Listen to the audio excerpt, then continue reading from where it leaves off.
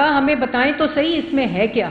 اس وقت شہزاد اکبر کو کہا کہ تم کاغذ کو لہرانا، تم بند لفافے کو لہرانا اور میں اپروول دے دوں گا. یہ کہتے ہیں جی شہزاد اکبر صاحب نے ڈکیتی مار لی.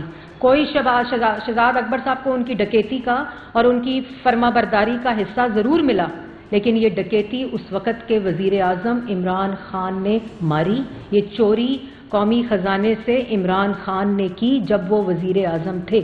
یہ ہوتا ہے اختیار کا ناجائز استعمال.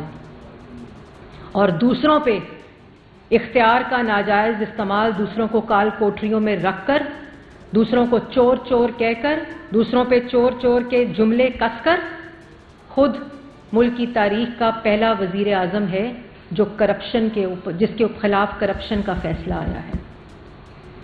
یہ چھوٹی بات نہیں ہے.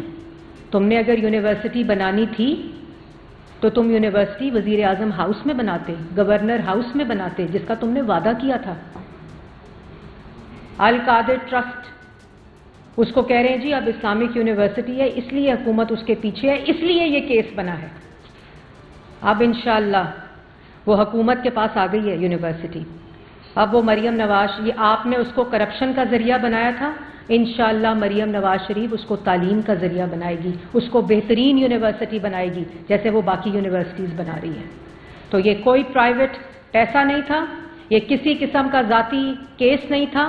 یہ عمران خان کی ڈکیتی ہے جو اس ملک کی تاریخ میں پہلا وزیر اعظم ہے جس نے یہ ڈکیتی ڈالی ہے.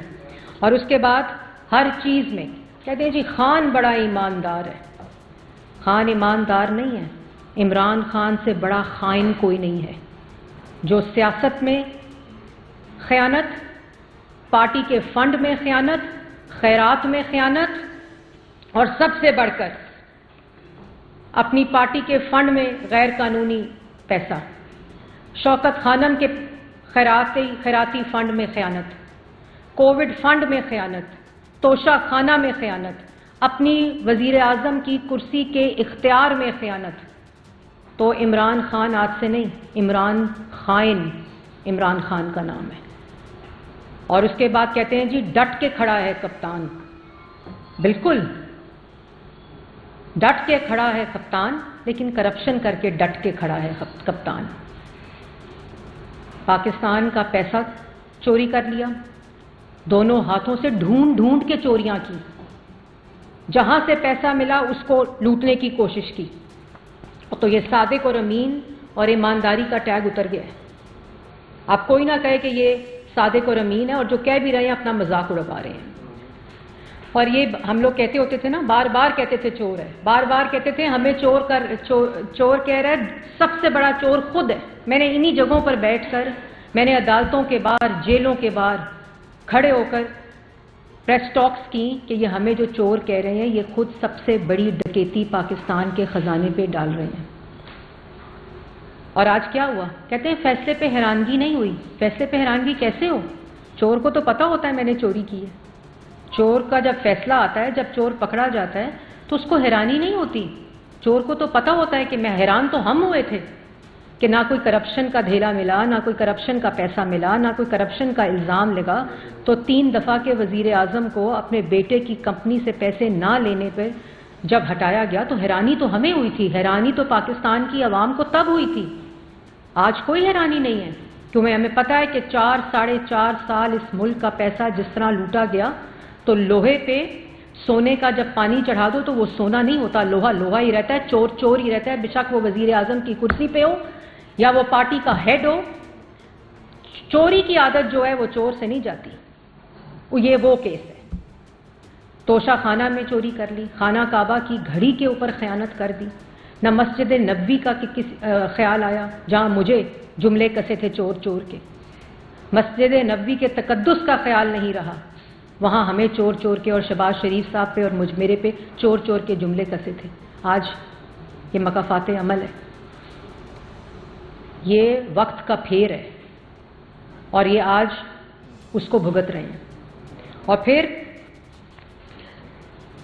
جو اوپن اینڈ شٹ کیس ہے، یہ ابھی اور بھی آنے ہیں لیکن اس پہ کوئی ابہام نہیں ہے. اس پہ کسی کی، مجھے لگتا ہے کہ ان کو چاہیے کہ کسی قسم کی اپیل پہ بھی نہ جائیں، کیونکہ this is an open and shut case. Pakistan کی عوام یہ جانتی ہے جرمانے کا پیسہ حکومت پاکستان کے خزانے میں آنا تھا، وہ اسی کو واپس لوٹا دیا گیا، اس جرمانے کے پیسے کو جس کا یہ جرمانہ تھا، اور اس کے عوض زمینیں لوٹیں، اپنے اکاؤنٹس میں پیسے آئے، ہیرے کی انگوٹھیاں لی گئیں، اور وہ اکاؤنٹ پاکستان کی عوام کا پیسہ کرپشن کی نظر کر دیا.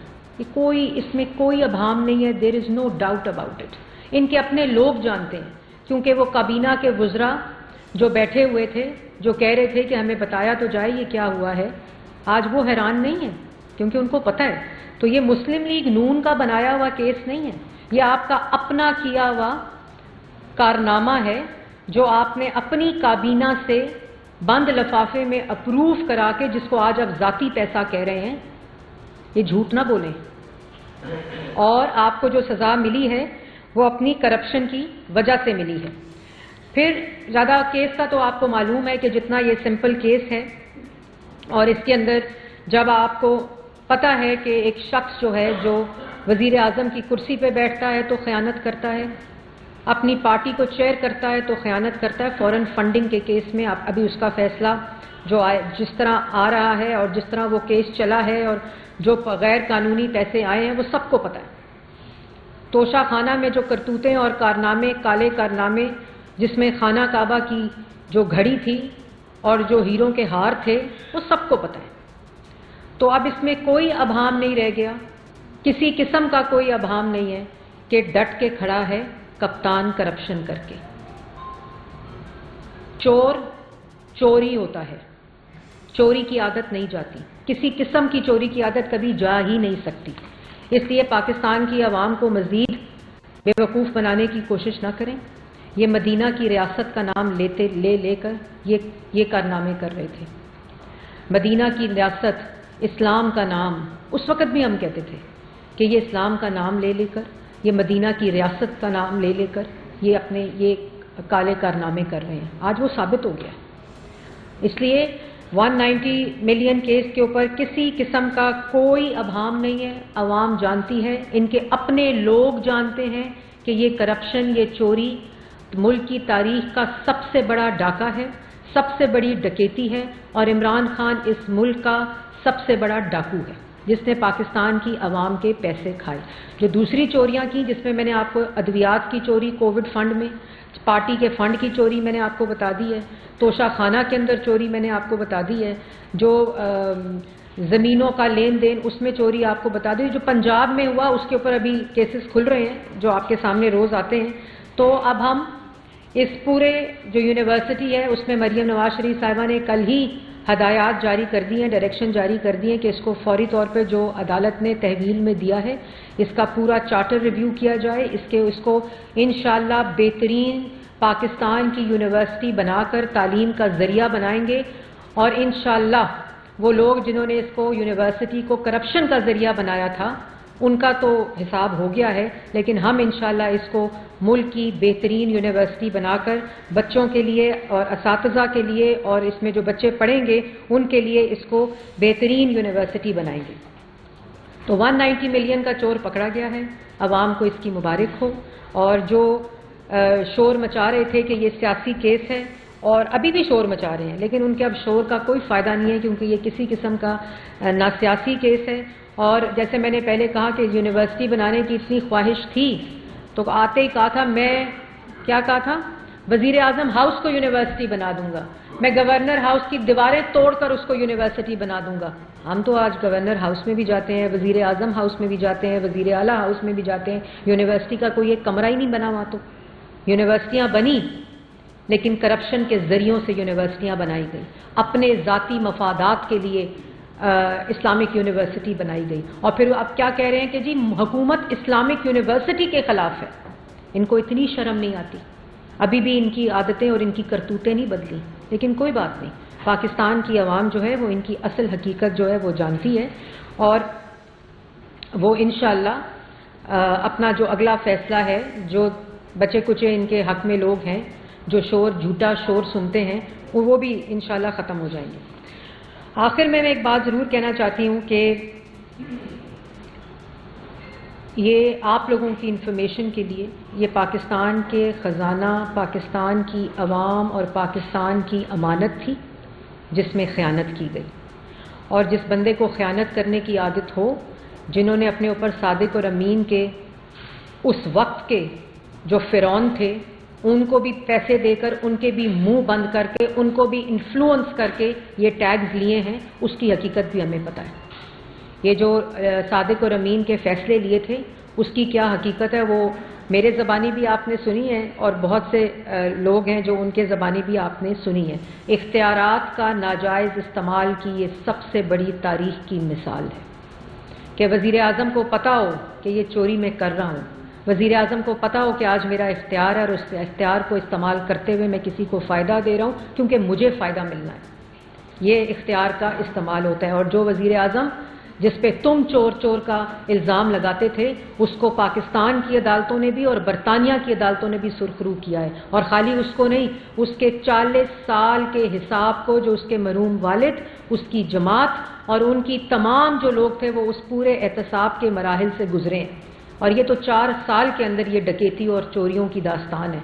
وہ 2 دفعہ وزیر اعلیٰ اور 3 دفعہ اس ملک کا وزیر اعظم رہا ہے، اور آج بھی اللہ تعالیٰ کے فضل و کرم سے پاکستان مسلم لیگ نون کی حکومت ہے۔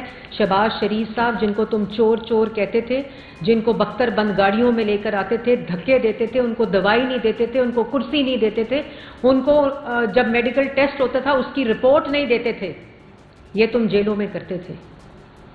شکر کرو آج وہ لوگ حکمرانی کر رہے ہیں جن میں بدلے کی ہوس نہیں ہے، ان میں اس ملک کو ٹھیک کرنے کی، اس ملک کو واپس ترقی کی پٹری پر لانے کا مقصد ہے، اور وہ آج وزیر اعظم ہے۔ اور جس خاتون کو تم نے کال کوٹریوں میں رکھا، سزائے موت کی چکیوں میں رکھا، والد کے سامنے گرفتار کیا، والد کے ساتھ جیل میں رکھا، جس جماعت پہ تم نے جھوٹے الزامات لگائے اور اس جماعت کے ہر بندے کو جیل میں ڈالا، آج اللہ تعالیٰ کے فضل و کرم سے پاکستان کی جو ترقی ہے، پاکستان کی جو اس وقت بہتری ہے، عوام کی خوشحالی ہے۔ آتش نیوز پاکستان کے سب سے بڑے نیوز نیٹ ورک کا حصہ بننے کا سنہری موقع، ملک بھر سے درج ذیل آسامیوں کی ضرورت ہے۔ Bureau chief, deputy bureau chief, video editor, city reporter, تحصیل reporter, district reporter, crime reporter, press reporter, نمائندہ، نامہ نگار۔ Chief executive Syed Jamshed Bukhari. مزید معلومات کے لیے ان نمبرز پر رابطہ کریں۔